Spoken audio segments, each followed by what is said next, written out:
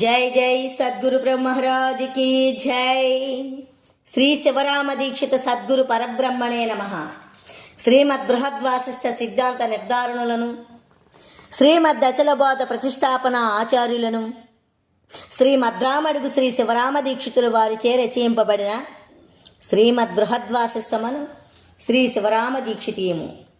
ఇప్పుడు దీక్షితీయము నుంచి భ్రాంతిరహిత ప్రకరణములోని అధషోడశి స్వప్నములోని ఆరవ కళలోని రెండవ రోజు ఏమంటున్నారంటే, ఇక్కడ నాకు కర్తృత్వము లేదు అని అనుకుంటూ, శంకరాచార్యుల వారి సిద్ధాంతము దొడ్డది అని అనుకుంటూ, నరకమనే శరీరములో గుర్తెరిగే చైతన్యము నేను అనుకొని నమ్ముకొని, పుట్టలో పాము వలె లేదా ఒకవేళ పెట్టులో పాము వలె బుస్సు అనుకుంటూ కాలం గడిపేవారు ఎవ్వరైనా ఒక పెద్దలు ఏమీ లేరు, సర్వం ఉపాధి కర్మం, నేను అసంగుణ్ణి, కర్మాలు మిథ్య, లేనే లేవు, అవిద్యా కార్యాలు, విహితమైన కర్మాలు విడువరాదు, మనకు కావలే లోక సంగ్రహార్థం, నాకు ఉన్నా సరే లేకున్నా సరే చెయ్యకపోతే నలుగురు నెత్తిన కొడతారు, అసంస్కారులు కొందరు మాత్రం పనికిరాదు అని అంటారు, కాశీకి పోయినా మూత్రమే ఎక్కువ, గోదావరికి పోయినా మూత్రమే ఎక్కువ, రామేశ్వరం పోయినా మూత్రమే ఎక్కువ, కృష్ణకు పోయినా మూత్రమే ఎక్కువ, గోవులది ఎంత దొడ్డ పుట్టుక, గోవులను మించిన పవిత్ర వస్తువు లేదు, గోమూత్రం ఎంత దొడ్డది, ఈ గుర్తెరిగేది అంటే ఈ మూలం లేని గుర్తెరిగే శరీరం ఏదైతే ఉన్నదో దాన్ని అంటున్నారు. ఈ గుర్తెరిగేది మూత్రము తాగితే కానీ పవిత్రము కాదు.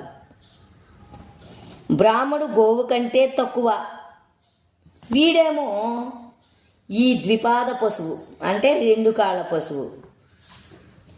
ఎంత గుర్తెరిగే చైతన్యం నేను అనుకున్నా గోమూత్రము వల్లనే పనికి వస్తుందే. గోమూత్రము ఎక్కడ, బ్రాహ్మణుడు ఎక్కడ? మూత్రమే కానీ పురీషణం పనికిరాదు. పంచగవ్యము కంటే పవిత్రం ఏదీ లేదు. గోవుల పురీషం పనికి వస్తుంది. తిన్నదల్లా అన్నమే, వెళ్ళిందల్లా పురీషణమే. కానీ మనిషిది భ్రష్టుది, గోవులది, బర్రెలది, ఎడ్లది, దున్నపోతులది, మేకలది, గొర్రెలది పనికి వస్తుంది. గోవులది శ్రేష్టమని శాస్త్రం పేడ తినిపించింది, మూత్రపానం చేయించింది. చేయరానివి ఎన్ని ఉన్నవో అన్ని శాస్త్రాల చేత మూలం లేని ఈ గుర్తెరిగే శరీరమే చేయించింది. పుట్టని చావని బట్టబయలు ఏమీ చెప్పలేదు, ఏమీ చెయ్యదు. సర్వకాలం ఒక్క తీరే. మూలం లేని ఈ గుర్తెరిగే శరీరం తోచక మునుపు కేవలం బట్టబయలు ఉన్నది. ఆ బట్టబయలు ప్రవేశించదు, వెళ్ళిపోదు. ఈ బట్టబయలులోనే అనేక శరీరాలు వస్తావి, తనకు తానే ఉంటావి, తనకు తానే ఏమీ లేదు. పుట్టని చావని బట్టబయలుకు జ్ఞానము లేదు కనుక కర్మాలు లేవు, కనుక పుట్టనే లేదు, పుట్టవు. భేదం లేనే లేదు కనుక కార్యకారణాలకు భేదం లేనే లేదు. వచ్చిన శరీరాలు జ్ఞానంతో కూడా వచ్చినవి కనుక జ్ఞానంతో కూడా ఏమీ లేదు, జ్ఞాన కర్మాలు లేవు. ఈ బట్టబయలుకు రాకడా లేదు, పోకడా లేదు. సర్వకాలం ఒక్క తీరే కనుక ఈ బట్టబయలే క్రియాశూన్యమైనది. పుట్టని చావనిది ఈ బట్టబయలుకు శరీరం ఉన్నదని తోచదు. శరీరం లేదని తోచదు, చేసేవారికి అన్నీ తోస్తావి. శరీరం నేను అని చేసేవారికి తోస్తావి. మూలం లేని ఈ గుర్తెరిగే శరీరము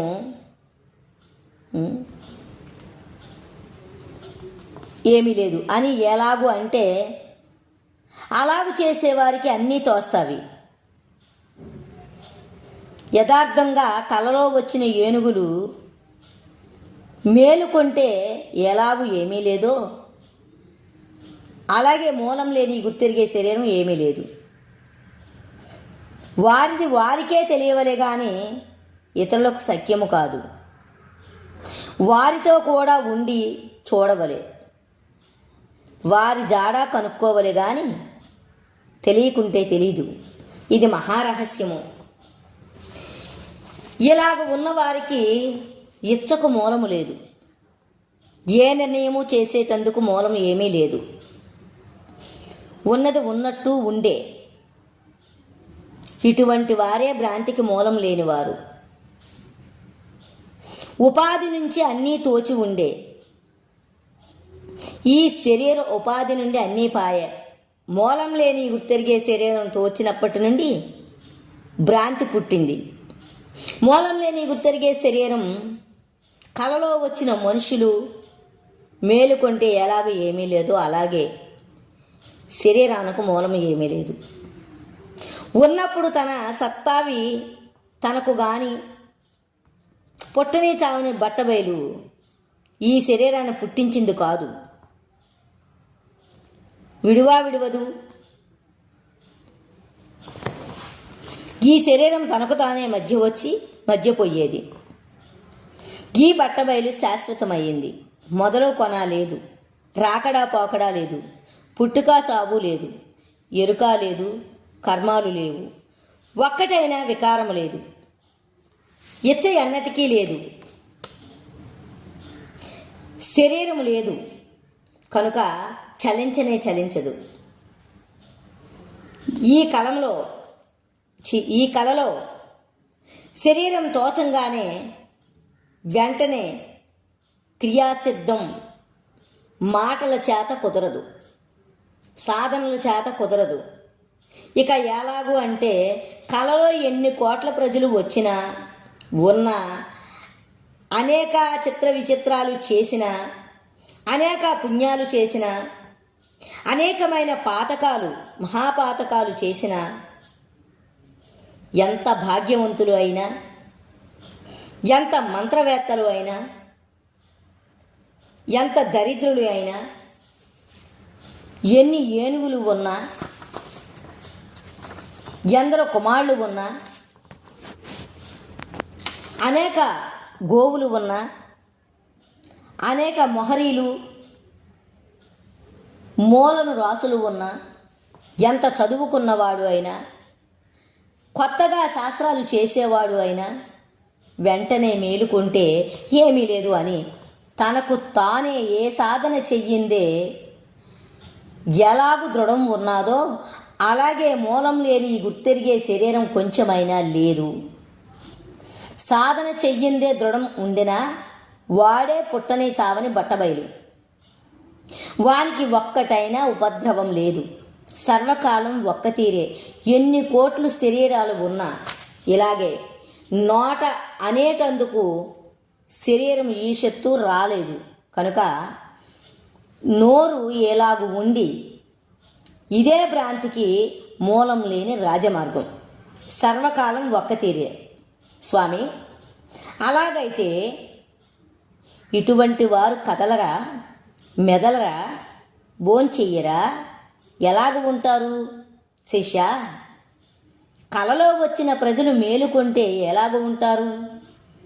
ఏమీ ఈషత్తు లేదు, ఏమీ సర్వం శూన్యం. అరచేతిలో బట్టబయలు ఉన్నట్టు ఉన్నది. ప్రజలు లేరు కనుక వ్యవహారమే లేదు. స్వామి, యావత్తు ఆ శరీరాలు ఎలాగూ ఏమీ లేదో అలాగే శిష్య, మూలం లేని గుర్తెరిగే శరీరం ఏమీ లేకుండా విచారించు. విచారిస్తే అది ఇది సమమే. నోట ప్రసంగాలు మొదలు పెడితే బడి చదువుకో, లెస్స చదువుకో, నేర్చుకోవయ్యా, నేర్చుకొని అనంతమైన వేదాలు చదువుకో, శాస్త్రాలు చదువుకో, అనేక యజ్ఞాలు చెయ్యించు, మహాపెద్దలు అనిపించుకో, కుక్క వలె మొరుగు, గాడిద వలె కుయ్యు, పంది వలె చూచిందల్లా ఎగబడి తిను, ఆవులు ఉచ్చతావు, పేడ తిను, కాశీ రామేశ్వరం పో, తీర్థాలు చేస్తూ ఉండు, కొనకు, కుక్కకు ఏమి గతో నీకు అదే గతి. ఈ భ్రాంతి లేని రాజమార్గం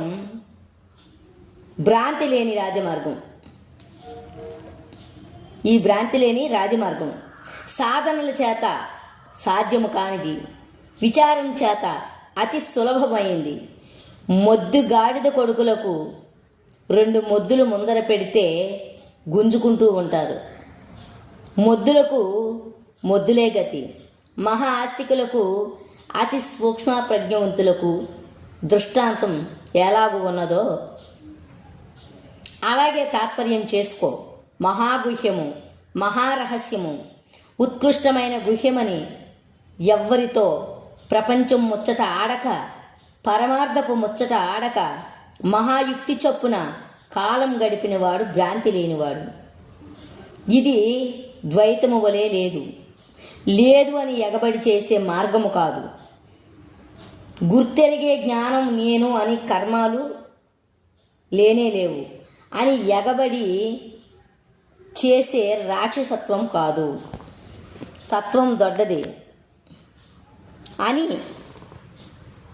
25వ గుర్తెరిగే క్షేత్రజ్ఞ స్వరూపమనే, అవిద్యా స్వరూపమే నేను అని, చేసేది అవిద్య అని ఎగబడి చేసినట్టు కాదు. 25వ ఎటువంటిదో